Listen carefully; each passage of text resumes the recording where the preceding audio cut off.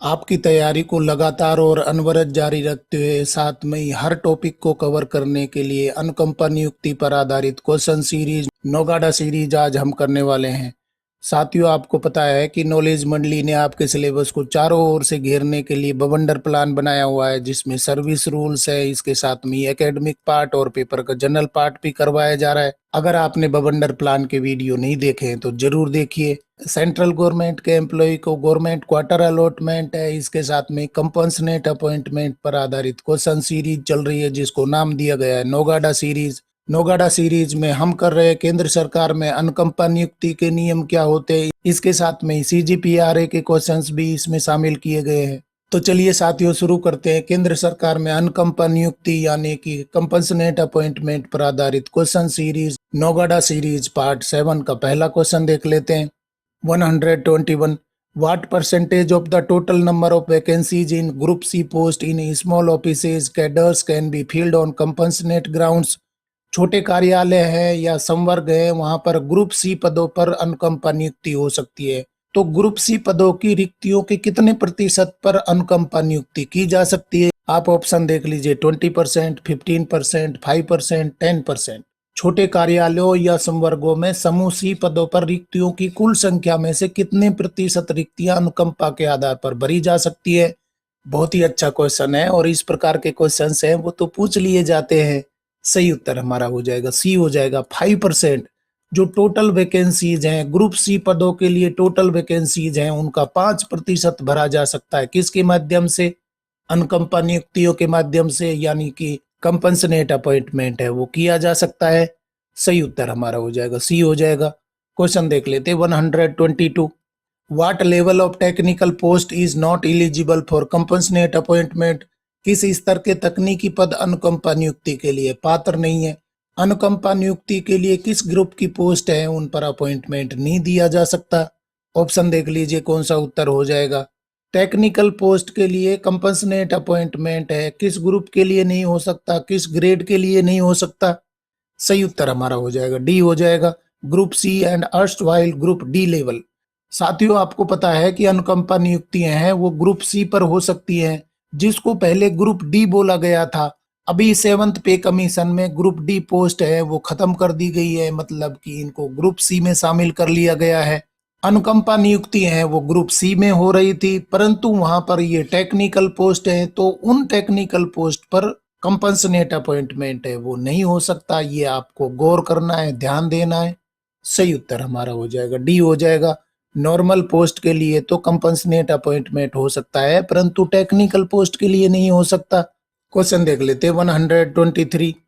How are small ministries departments allowed to calculate 5% of vacancies with reference to the grand total of vacancies for locating one vacancy for compassionate appointment? Hindi अर्थ देख लीजिए। छोटे मंत्रालयों या विभागों को अनुकंपा नियुक्ति के लिए एक खाली पद खोजने के लिए रिक्तियों की कुल संख्या के संदर्भ में 5% रिक्तियों की गणना करने की अनुमति कैसे दी जाती है? मतलब कि छोटे डिपार्टमेंट हैं या विभाग है, वहां पर भर्तियां ही बहुत कम होती है और 5% का कैलकुलेशन कंपनसेट अपॉइंटमेंट के लिए बनी नहीं रहा हो तो कैसे किया जाएगा? उनके लिए 5% कैलकुलेशन टोटल वैकेंसी का कैसे किया जा सकता है?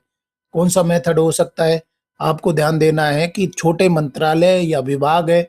ऑप्शन देख लीजिए कौन सा उत्तर ठीक हो जाएगा। ए होगा कि बी होगा कि सी होगा कि डी होगा? सही उत्तर हमारा हो जाएगा ए, हो जाएगा। By adding up the total direct vacancies in Group C and erstwhile Group D post arising in each year for 3 more preceding years. 3 साल की वैकेंसी को एकत्रित करके, पहली साल की वैकेंसी है, उसके बाद में दूसरी साल की वैकेंसी है, तीसरे साल की वैकेंसी है। अगर इंडिविजुअल देखेंगे, हर साल की वैकेंसी में कैलकुलेट करेंगे तो 5% नहीं बन रहा है, परंतु 3 साल की वैकेंसी या उससे अधिक सालों की वैकेंसीज को टोटल करके ग्रांड टोटल बना लिया जाएगा और उसके बाद में उनमें से क्या कर दिया जाएगा, 5% कैलकुलेट कर लिया जाएगा। किसके लिए? कंपनसेट अपॉइंटमेंट के लिए कर लिया जाएगा। ये बहुत जोर का क्वेश्चन है, आपको ध्यान रखना है। एक साल में कोई वैकेंसी नहीं बन रही, अगले साल में भी कोई वैकेंसी नहीं बन रही 5% में, तीसरे अगले साल में भी नहीं बन रही है, तो इनको मर्ज किया जाएगा। जो डायरेक्ट वैकेंसीज है, हर साल की वैकेंसी को मर्ज किया जाएगा कम से कम 3 साल की वैकेंसीज को ग्रांड टोटल में लिया जाएगा, उससे ज़्यादा भी हो सकते हैं। इनको इकट्ठा करके और क्या किया जाएगा, कंपनसेट अपॉइंटमेंट के लिए 5% निकाली जाएगी वैकेंसी, क्योंकि इस प्रकार की घटनाएं तो होती रहती है। तो 5% वैकेंसी कैलकुलेट करने का मेथड भी हमने डिस्कस कर लिया। बहुत ही जोर का क्वेश्चन है। सही उत्तर हमारा हो जाएगा यहाँ पर ए हो जाएगा। क्वेश्चन देख लेते हैं 124। Who is responsible for examining the penurious condition of the dependent family for compassionate appointment? अनुकंपा नियुक्ति के लिए आश्रित परिवार की दयनीय स्थिति की जांच करने का उत्तरदायित्व किसका है? पेन्यूरियस कंडीशन आ गई है, दयनीय स्थिति हो गई है, तो दयनीय स्थिति को जांचा परखा किसके द्वारा जाएगा? क्योंकि कमाने वाला या मुखिया है वो चला जाता है तो परिवार पर मुश्किलों का पहाड़ टूट पड़ता है। तो पेनोरियस कंडीशन तो निश्चित रूप से हो रही है, दयनीय स्थिति हो रही है। इस दयनीय स्थिति की जांच कौन करेगा कि मुश्किलों में पड़ गया है परिवार? ऑप्शन आप देख लीजिए कौन सा उत्तर हो जाएगा। सही उत्तर हमारा हो जाएगा डी हो जाएगा। The authority making compensate appointment, जो कंपनसेट अपॉइंटमेंट देती है वो अथॉरिटी क्या करेगी? दयनीय स्थिति की जांच करेगी कि कंपनसेट अपॉइंटमेंट है वो दे देना जरूरी हो जाएगा, क्योंकि परिवार के ऊपर मुश्किलें आ गई हैं, पेनूरियस कंडीशन उसकी हो गई है। तो उसके लिए क्या किया जाएगा? उसकी कंडीशंस है, उनकी परिस्थितियां हैं, उनको जांचा परखा जाएगा और आश्रित परिवार को अनुकंपा नियुक्ति है वो दे दी जाएगी। परंतु इसका उत्तरदायित्व किसका होगा? Authority to making compensate appointment, उनके ऊपर ही दयनीय स्थिति की जांच का उत्तरदायित्व हो जाएगा। सही उत्तर हमारा होगा डी होगा। अगला सवाल देख लेते 125। Does a widow appointed on compassionate grounds have the right to continue in service even after remarriage? बहुत ही लॉजिकल क्वेश्चन है, मैं तो इसको इम्पोर्टेंट कहूंगा। क्या अनुकंपा के आधार पर नियुक्त विधवा को पुनर्विवाह के बाद भी सेवा में बने रहने का अधिकार है? अनुकंपा नियुक्ति है उसके हस्बैंड की डेथ होने के बाद में मिली थी और उसने दूसरा विवाह कर लिया, पुनर्विवाह कर लिया है, तो क्या वो कंपनसेट अपॉइंटमेंट है वो नियुक्ति जारी रहेगी या नहीं रहेगी? बहुत ही लॉजिकल क्वेश्चन है। ऑप्शन देख लीजिए कौन सा उत्तर ठीक हो जाएगा। Not at all, because now the woman has become a part of some other family. Absolutely yes, because the woman has dedicated everything to her deceased husband. Yes, because the wife is free to live her life. और D option हो जाएगा no, the wife can not do this after compensate appointment.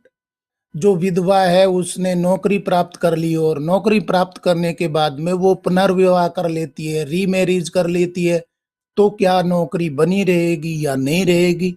सही उत्तर हमारा हो जाएगा सी हो जाएगा।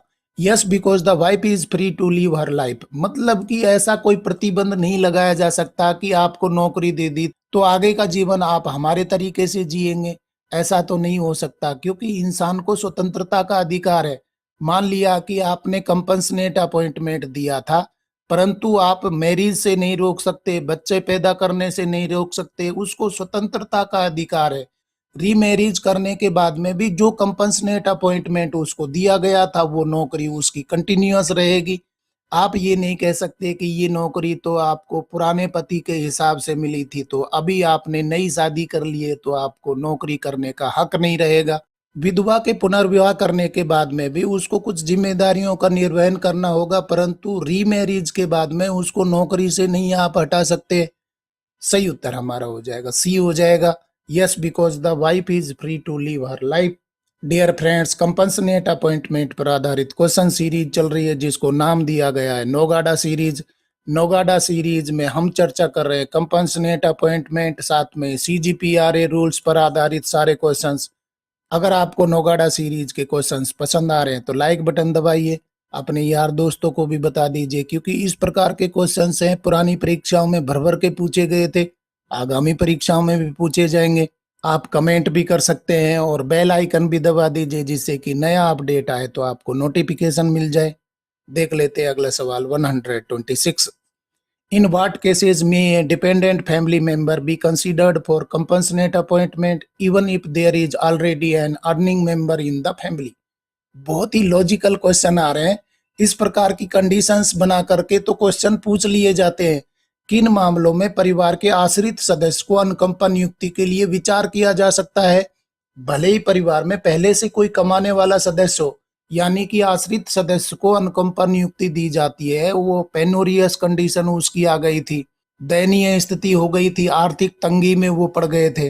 परंतु यहाँ तो कंडीशन क्या है कि पहले से कोई कमाने वाला सदस्य है, परिवार में उपस्थित है, फिर भी अनुकंपा नियुक्ति कौन सी परिस्थिति में दी जा सकती है? आप ऑप्शन देख लीजिए, कौन सा उत्तर ठीक हो जाएगा? सही उत्तर हमारा हो जाएगा सी हो जाएगा। In deserving cases with prior approval of the secretary of the department और मिनिस्ट्री। जोर की बात है, आपको ये मानना ही पड़ेगा। यानी कि डिपेंडेंट फैमिली मेंबर में पहले से ही कोई कमाने वाला सदस्य है, फिर भी अनुकंपा नियुक्ति दी जा सकती है। कौन सी कंडीशन में दी जा सकती है? डिजर्विंग केसेस में। और इसके लिए अप्रूवल कौन देंगे? सेक्रेटरी देंगे, यानी कि सचिव देंगे, डिपार्टमेंट के या मिनिस्ट्री के। उस कमाने वाले की आमदनी कितनी है, उसकी लाइबिलिटीज कितनी है, ये सब चीजें देख करके डिजर्विंग केस छांटा जाएगा। ऐसा तो नहीं हो सकता कि परिवार में पहले से ही कोई कमाने वाला है तो आपको ये अपॉइंटमेंट नहीं दिया जा सकता। डिजर्विंग केसेज हैं वो देखे जाएंगे। कौन देख सकते हैं? सेक्रेटरी को ये पावर दी गई है। सही उत्तर हमारा हो जाएगा सी हो जाएगा। क्वेश्चन देख लेते 127। What is the justification for giving compensate appointment even if there is already an earning member in the family? परिवार में कमाने वाला आश्रित होने पर भी अनुकंपा नियुक्ति देने का क्या औचित्य है? यानी कि आप उसको जस्टिफाई कैसे करेंगे? क्योंकि उस परिवार में पहले से ही अर्निंग मेंबर है, तो आप कंपनसेट अपॉइंटमेंट कैसे जस्टिफाई करेंगे? ऑप्शन देख लीजिए, कौन सा उत्तर ठीक हो जाएगा? औचित्य यानी कि डिजर्विंग केसेज, इससे पहले वाले क्वेश्चन में हमने देखा, तो वो डिजर्विंग कंडीशन कौन सी है वो देख लेते हैं, जस्टिफिकेशन में देख लेते हैं। सही उत्तर क्या हो जाएगा? सही उत्तर हमारा हो जाएगा सी हो जाएगा। The dependents assets and liabilities of government servant, the income and liabilities of the earning member and whether the earning member is living with A dependent family. मतलब कि सबसे पहले ये देखा जाएगा कि डिसीज्ड एम्प्लॉई है, उसके डिपेंडेंट कितने हैं, साथ में असेट्स और लाइबिलिटीज गवर्नमेंट सर्वेंट की कितनी है, इसके साथ में ही income and liabilities of the earning member, जो अर्निंग मेंबर है परिवार में उसकी इनकम कितनी है, उसकी देनदारियां कितनी है, whether the earning member is living with A dependent family. ये भी देखा जाएगा कि जो अर्निंग मेंबर है वो परिवार के साथ में रह रहा है या नहीं रह रहा है। मान लीजिए कोई अर्निंग मेंबर है वो परिवार से अलग हो गया है और आश्रित परिवार को कुछ नहीं दे रहा है, तो आप क्या करेंगे? अर्निंग मेंबर है वो अलग हो गया, कोई सहारा नहीं बन रहा है, साथ में एम्प्लॉई है उसकी डेथ हो गई, तो जो आश्रित परिवार है उसका क्या होगा? निश्चित रूप से वो डिजर्विंग बन जाएंगे। सही उत्तर हमारा हो जाएगा सी हो जाएगा। कमाने वाला अर्निंग मेंबर होने के बाद में भी कंपनसेट अपॉइंटमेंट दिया जा सकता है। ये हमने कंडीशन देख ली। इस प्रकार की कंडीशंस पर क्वेश्चंस तो बन जाते हैं, और नहीं बन सकते हैं तो प्लीज आप कमेंट करिए। अगला सवाल देख लेते 128। After how much time from the date of missing of the employee can compensate appointment be considered? कर्मचारी के लापता होने की तिथि से कितने समय बाद अनुकंपा नियुक्ति पर विचार किया जा सकता है? कंपनसेट अपॉइंटमेंट है वो सिर्फ डेथ की कंडीशन में नहीं दिया जाता है। अगर मिसिंग हो जाता है या भाग जाता है या किडनैप कर लिया जाता है, डिसअपियर हो जाता है, उन परिस्थितियों में भी कंपनसेट अपॉइंटमेंट दिया जा सकता है। तो यहाँ एक नई कंडीशन आ गई कि मिसिंग एम्प्लॉई है, उसकी जगह पर परिवार के आश्रित सदस्य को कंपनसेट अपॉइंटमेंट कितने दिनों के बाद में दिया जा सकता है? सही ऑप्शन क्या हो जाएगा? 6 मंथ्स, 1 ईयर, 4 ईयर्स, 2 ईयर्स। सही उत्तर हमारा हो जाएगा डी हो जाएगा 2 ईयर्स। कर्मचारी लापता हुआ है तो लापता होने के 2 साल बाद में अनुकंपा नियुक्ति पर विचार किया जा सकता है। ऐसा नहीं है कि मिसिंग हुआ यानी कि लापता हुआ और तुरंत ही कंपनसेट अपॉइंटमेंट मिल जाएगा। 2 साल का समय यहाँ पर दिया गया है। सही उत्तर हमारा हो जाएगा डी हो जाएगा। क्वेश्चन देख लेते 129। Under what conditions can a dependent of A missing government servant be considered for compensate appointment? किन परिस्थितियों में लापता सरकारी सेवक के आश्रित को अनुकंपा नियुक्ति पर विचार किया जा सकता है? तो कंडीशंस कौन कौन सी हो जाएंगी? समय तो हमने देख लिया कि मिसिंग के 2 साल बाद में विचार किया जा सकता है। उसके बाद में डिपेंडेंट के लिए कंडीशंस क्या होनी चाहिए? ऑप्शन आप देख लीजिए, कौन सा उत्तर ठीक हो जाएगा? ए होगा कि बी होगा कि सी होगा कि डी होगा? मिसिंग होने के 2 साल बाद में कंपनसेट अपॉइंटमेंट दिया जा सकता है, परंतु उसके लिए कुछ शर्तें रखी गई है। वो शर्तें क्या हो सकती हैं? सही ऑप्शन हमारा हो जाएगा बी हो जाएगा। FIR lodged, missing person not traceable and case is considered जीनियन। बहुत ही अच्छी बात बताई गई है। 2 वर्ष बीत चुके हैं और एफआईआर भी लॉन्च कर दी गई है, परंतु उसको ट्रेस नहीं किया जा रहा है। और केस क्या हो गया है, जीनियन बन गया है। मिसिंग पर्सन का पता नहीं लग पा रहा है और परिवार का आश्रित सदस्य है वो परेशानी में पड़ गए हैं। तो क्या किया जा सकता है, डिपेंडेंट फैमिली मेंबर को कंपनसेट अपॉइंटमेंट दिया जा सकता है। सही उत्तर हमारा हो जाएगा बी हो जाएगा। क्वेश्चन देख लेते हैं 130। Who is exempted from the benefit of compensate appointment in the case of A missing government servant. बहुत ही जोर का क्वेश्चन है, आपको इंपॉर्टेंट लगा लेना है। लापता सरकारी कर्मचारी के मामले में अनुकंपा नियुक्ति के लाभ से किसे वंचित किया जा सकता है, मतलब कि कंपनसेट अपॉइंटमेंट दिया जा रहा है, कौन सी परिस्थिति में दिया जा रहा है, किसको दिया जाता है, कौन से ग्रुप की सर्विस दी जा रही है, अलग अलग कंडीशंस हैं वो बताई जा रही हैं। क्वेश्चंस हैं वो इस प्रकार से बनाए गए हैं कि हर क्वेश्चन इंपॉर्टेंट है, इसलिए मुझे बार बार बीच बीच में कहना भी पड़ रहा है। आपके सिलेबस को फोकस करके बनाए गए हैं, इसलिए सब क्वेश्चन जरूरी हो जाते हैं। आप नोट्स बना लीजिए। यहाँ बताया गया है कि लापता सरकारी कर्मचारी के मामले में अनुकंपा नियुक्ति के लाभ से किसे वंचित किया जा सकता है। कंपनसेट अपॉइंटमेंट दिया जाता है, परंतु एग्जेम्पशन भी यहाँ पर किया गया है कि उसको कंपनसेट अपॉइंटमेंट नहीं दिया जाएगा, परिवार के किसी भी सदस्य को या किसी एक सदस्य को। ऑप्शन देख लीजिए कौन सा ऑप्शन ठीक हो जाएगा। सही उत्तर हमारा हो जाएगा ए हो जाएगा। Government servant suspected of committing fraud और ज्वाइनिंग ए टेररिस्ट ऑर्गेनाइजेशन और गोइंग अब्रोड। लापता सरकारी कर्मचारी के मामले में अनुकंपा नियुक्ति के लाभ से किसे वंचित किया जा सकता है।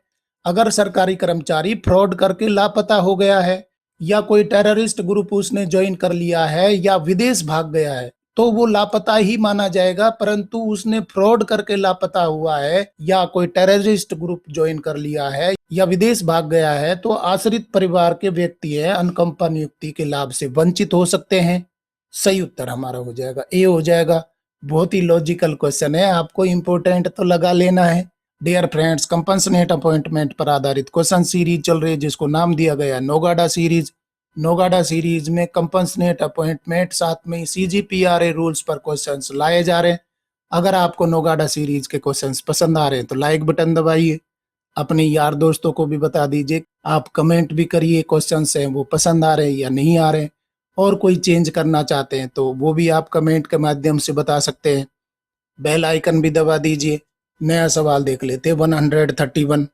What authority is responsible for making a decision on any request for compassionate appointment of a missing government servant? लापता सरकारी कर्मचारी के आश्रित को अनुकंपा नियुक्ति के किसी भी अनुरोध पर निर्णय लेने के लिए कौन सा प्राधिकारी जिम्मेदार है। क्वेश्चन में बताया गया है कि कर्मचारी लापता है और उसके आश्रित को अनुकंपा नियुक्ति देनी है, तो उसके अनुरोध पर निर्णय कौन ले सकता है, सक्षम प्राधिकारी कौन हो जाएगा। ऑप्शन देख लीजिए, सही उत्तर क्या होगा। Secretary of the department ministry, minister of home affairs, office in charge of the nearest police station, police commissioner. लापता सरकारी कर्मचारी के आश्रित को अनुकंपा नियुक्ति के किसी भी अनुरोध पर निर्णय लेने के लिए कौन सा प्राधिकारी जिम्मेदार हो जाएगा। सही उत्तर हमारा हो जाएगा ए हो जाएगा। Secretary of the department ministry, जो भी कंसर्न डिपार्टमेंट का सेक्रेटरी होगा या मिनिस्ट्री का सेक्रेटरी होगा, वो अंतिम निर्णय लेने के लिए सक्षम प्राधिकारी हो जाएंगे। सही उत्तर हमारा हो जाएगा ए हो जाएगा। Move to question number 132। What should be taken into account while considering a compassionate appointment request for a missing government servant? लापता सरकारी कर्मचारी के आश्रित को अनुकंपा नियुक्ति के अनुरोध पर विचार करते समय क्या ध्यान में रखा जाना चाहिए। ऑप्शन देख लीजिए, medical examination report, financial statements, survivors statements, police investigation results. लापता सरकारी कर्मचारी के आश्रित को अनुकंपा नियुक्ति के अनुरोध पर विचार करते समय कौन सी बात का ध्यान रखना होगा, ख्याल रखना होगा। सही उत्तर हमारा हो जाएगा डी हो जाएगा, police investigation result. Police investigation result है वो देखना होगा। FIR लॉज हो चुकी है और पुलिस ट्रेस नहीं कर पा रही है लापता कर्मचारी को, तो वो एक सर्टिफिकेट जारी करेगा कि हमने सारे प्रयास करने के बाद में भी कर्मचारी को नहीं खोज पाए हैं। तो उस सर्टिफिकेट को लेकर के और नियुक्ति प्राधिकारी के पास में आश्रित सदस्य वो जाएंगे और उस पर विचार भी किया जा सकता है। सही उत्तर हमारा हो जाएगा डी हो जाएगा। क्वेश्चन देख लेते हैं 133। Under what circumstances can a request for compassionate appointment of a dependent of a missing government servant be considered? किसी लापता सरकारी कर्मचारी के आश्रित को अनुकंपा नियुक्ति के अनुरोध पर किन परिस्थितियों में विचार किया जा सकता है? क्वेश्चन इस प्रकार से बनाए जा रहे हैं कि अलग अलग लैंग्वेज में या कंडीशंस बदल बदल के बताए जा रहे हैं। अगर किसी तरीके का क्वेश्चन आएगा, कंडीशंस पर बेस्ड क्वेश्चन आएगा, तो आप निश्चित रूप से उसका उत्तर कर पाएंगे। ऑप्शन देख लीजिए कौन सा उत्तर ठीक हो जाएगा। सही उत्तर हमारा हो जाएगा सी हो जाएगा। After a lapse of at least 2 years from the date of the government servant has been missing, the missing person is not traceable and the case is genuine. Condition क्या बताई गई है? कम से कम 2 साल का वक्त बीतना चाहिए, गायब होने के 2 साल तक आप कोई अपॉइंटमेंट नहीं दे सकते।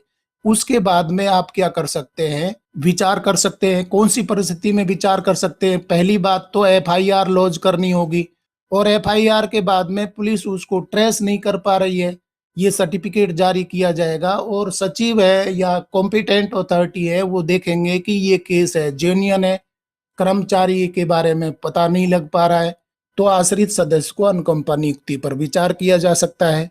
सही उत्तर हमारा हो जाएगा सी हो जाएगा। अगला सवाल देख लेते 134।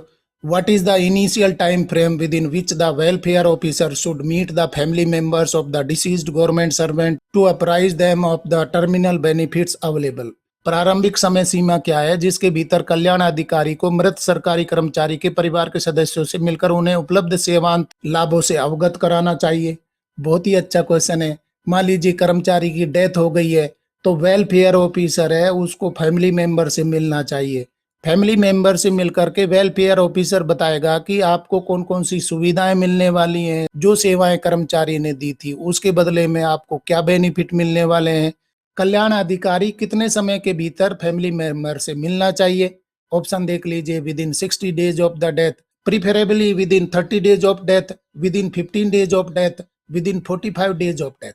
सही उत्तर हमारा हो जाएगा बी हो जाएगा, with in 30 days of death. मतलब कि 1 महीने के अंदर जो कल्याण अधिकारी है वो परिवार के सदस्यों से मिलेगा और उनको ढांढस बंधाएगा, उनको बताएगा कि आप चिंता मत करिए, जो क्षति हो गई है उसकी पूर्ति नहीं हो सकती, बाकी मंत्रालय या विभाग आपके साथ में खड़ा है, इस दुख की घड़ी में आपके साथ खड़ा है। इस प्रकार की सांत्वना देनी चाहिए और सेवांत लाभों के बारे में अवगत कराना चाहिए। कितने दिनों के अंदर? 1 महीने के अंदर, 30 दिनों के अंदर उसको जाना चाहिए। सही उत्तर हमारा हो जाएगा बी हो जाएगा। कंपनसेट अपॉइंटमेंट पर आधारित क्वेश्चन सीरीज चल रही है जिसको नाम दिया गया है Naugada series. Naugada series part 7 का अगला सवाल देख लेते हैं 135। How shall every application for compensate appointment be acknowledged? अनुकंपा नियुक्ति के प्रत्येक आवेदन को कैसे अभिस्वीकृत किया जाएगा? By issuing a token, by sending a confirmation email, by assigning a unique registration number, by a personal acknowledgement letter. तो अनुकंपा नियुक्ति के लिए आवेदन किया है तो उसको कैसे एक्नॉलेज किया जाएगा, अभिस्वीकृत किया जाएगा? सही उत्तर हमारा हो जाएगा सी हो जाएगा, by assigning a unique registration number. मतलब कि जितने भी आवेदन प्राप्त हुए हैं उनके लिए कोई यूनिक नंबर है वो असाइंड किया जाएगा, इस तरीके से एक्नॉलेज्ड किया जाएगा। सही उत्तर हमारा हो जाएगा सी हो जाएगा। डियर फ्रेंड्स, कंपनसेट अपॉइंटमेंट पर आधारित क्वेश्चन सीरीज चल रही है जिसको नाम दिया गया है नौगाड़ा सीरीज। नौगाड़ा सीरीज के क्वेश्चंस अगर आपको पसंद आ रहे हैं तो लाइक बटन दबाइए, अपने यार दोस्तों को भी बता सकते हैं, कमेंट भी आप कर सकते हैं। देख लेते हैं अगला सवाल 136। How is the merit of claims for compassionate appointments in some departments such as CBIC, Department of Post, Department of Defense, CBIC या डाक विभाग या रक्षा विभाग जैसे कुछ विभागों में अनुकंपा नियुक्तियों के दावों की योग्यता का निर्णय कैसे किया जाता है? ऑप्शन आप देख लीजिए, point based merit system, tenure based system, lottery based system, seniority based system. CBIC या डाक विभाग या रक्षा विभाग जैसे कुछ विभागों में अनुकंपा नियुक्तियों के दावों की योग्यता का निर्णय कैसे किया जाता है? सही उत्तर हमारा हो जाएगा ए हो जाएगा, पॉइंट बेस्ड मेरिट सिस्टम। मतलब कि अनुकंपा नियुक्ति देनी है तो उन्होंने अपने पॉइंट बेस्ड मेरिट सिस्टम है वो बनाए हुए हैं, उनके आधार पर अपॉइंटमेंट है वो दिया जाता है, कंपनसेट अपॉइंटमेंट दिया जाता है। सही उत्तर हमारा हो जाएगा ए हो जाएगा। नया सवाल देख लेते हैं 137। How often should the 3-member committee meet to consider all new requests received in the previous calendar year other than pending applications for compensate appointment. अनुकंपा नियुक्ति के लिए लंबित आवेदनों के अलावा पिछले कैलेंडर वर्ष में प्राप्त सभी नए अनुरोधों पर विचार करने के लिए 3 सदस्य समिति को कितनी बार बैठक करनी चाहिए। साथियों, आपको ये बात भी पता लग गई कि कंपनसेट अपॉइंटमेंट के लिए 3 मेंबर समिति होती है। ऑप्शन देख लीजिए कौन सा उत्तर ठीक हो जाएगा। Twice in a year, quarterly, every 6 months, 1 year.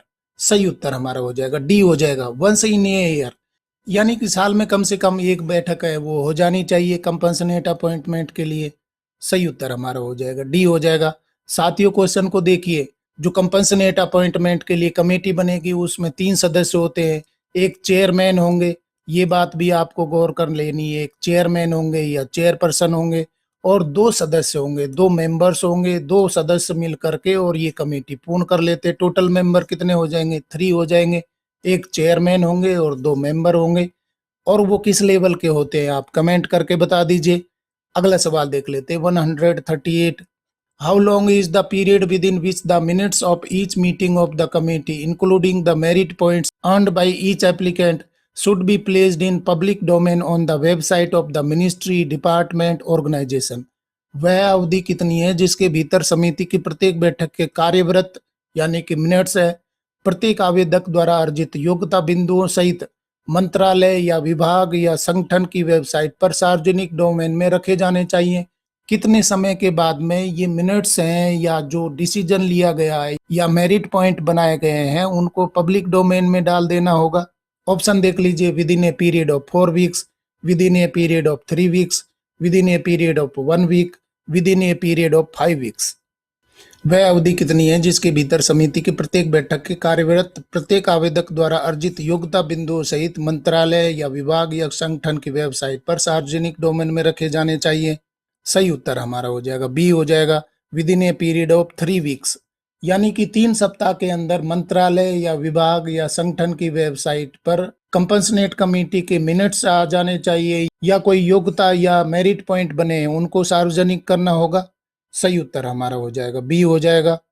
Question देख लेते हैं 139। What rank should the chairman of the committee to consider the various applications and to recommend individual applicants for grant of compensate appointment be not below। मैंने आपसे comment करने के लिए बोला, यहाँ पर क्वेश्चन भी आ गया। विभिन्न आवेदनों पर विचार करने तथा व्यक्तिगत आवेदकों को अनुकंपा नियुक्ति देने हेतु अनुशंसा करने वाली समिति का अध्यक्ष किस पद से नीचे का नहीं होना चाहिए। बहुत ही अच्छा क्वेश्चन है। चेयरमैन है वो किस लेवल का होना चाहिए। ऑप्शन देख लीजिए। Under secretary in the ministry department, special officer in the ministry department, director deputy secretary in the ministry department, senior officer in the ministry department. Compensate committee का जो अध्यक्ष होता है, चेयरमैन होता है, वो कौन से लेवल का होना चाहिए। सही उत्तर हमारा हो जाएगा सी हो जाएगा, डायरेक्टर या deputy secretary in the ministry department. जो चेयरमैन होगा या तो डायरेक्टर लेवल का होना चाहिए या डीएस लेवल का होना चाहिए मिनिस्ट्री या डिपार्टमेंट का। उससे नीचे के लेवल का अधिकारी है वो नहीं हो सकता। सही उत्तर हमारा हो जाएगा सी हो जाएगा। और साथियों देख लेते हैं कंपनसेट अपॉइंटमेंट पर आधारित question series Naugada series part 7 का अंतिम सवाल 140। Who should refer the case to the next higher authority for a decision if the competent authority disagree with the committee's recommendation। यदि सक्षम प्राधिकारी समिति की सिफारिश से असहमत है तो निर्णय के लिए मामले को अगले उच्च प्राधिकारी के पास किसे भेजना चाहिए। यहाँ पर कंडीशन बदल गई है। कमेटी ने कोई रिकमेंडेशन की परंतु कॉम्पिटेंट अथॉरिटी डिसएग्री करती है उस रिकमेंडेशन से, तो इसे कहाँ भेजा जाना चाहिए। The public, the committee, the administrator, the applicants. यदि सक्षम प्राधिकारी समिति की सिफारिश से असहमत है तो निर्णय के लिए मामले को अगले उच्च प्राधिकारी के पास किसे भेजा जाना चाहिए। एडमिनिस्ट्रेटर को। मतलब कि कॉम्पिटेंट अथॉरिटी है वो तो डिसएग्री कर रहा है परंतु मामले को आगे भेजना है कि इन्होंने ये रिकमेंडेशन करी थी और मैं इससे सहमत नहीं हूं, तो उसका फाइनल डिसीजन कौन ले सकता है। कमेटी भी नहीं ले सकती, कॉम्पिटेंट अथॉरिटी भी नहीं ले सकती। अगर सहमति हो गई होती तो उसको निर्णय लिया जा सकता था, परंतु अब क्या करना होगा, इसको आगे भेजना होगा। सही उत्तर हमारा हो जाएगा सी हो जाएगा। इस तरीके से साथियों कंपनसेट अपॉइंटमेंट साथ में CGPRA रूल्स पर आधारित question series Naugada series part 7 के अंतिम क्वेश्चन तक हम पहुंच गए हैं। अभी तक हमने 140 क्वेश्चंस है वो कंप्लीट कर लिए हैं। अगर आपने पहले वाले क्वेश्चंस नहीं देखे तो जरूर देखिए और अपनी सफलता को एक नई दिशा दीजिए। साथियों, नॉलेज मंडली ने आपके सिलेबस को चारों ओर से घेरने के लिए बवंडर प्लान बनाया हुआ है, जिसमें सर्विस रूल्स हैं, एकेडमिक पार्ट और पेपर का जनरल पार्ट भी करवाया जा रहा है। अगर आपने बवंडर प्लान के वीडियो नहीं देखे हैं तो जरूर देखिए, क्योंकि ये बवंडर प्लान आपके सिलेबस को देख के बनाया गया है। बवंडर प्लान का कोई भी पार्ट आपका छूटना नहीं चाहिए, तभी जाकर के आप सफलता का परचम लहरा सकते हैं। डियर फ्रेंड्स, आज हमने किए नौगाडा सीरीज में कंपनसेट अपॉइंटमेंट पर आधारित क्वेश्चंस। अगर आपको आज के क्वेश्चंस पसंद आए तो लाइक शेयर करें और चैनल को सब्सक्राइब करना तो बहुत ही जरूरी है, क्योंकि नॉलेज मंडली is the right choice. Thank you very much.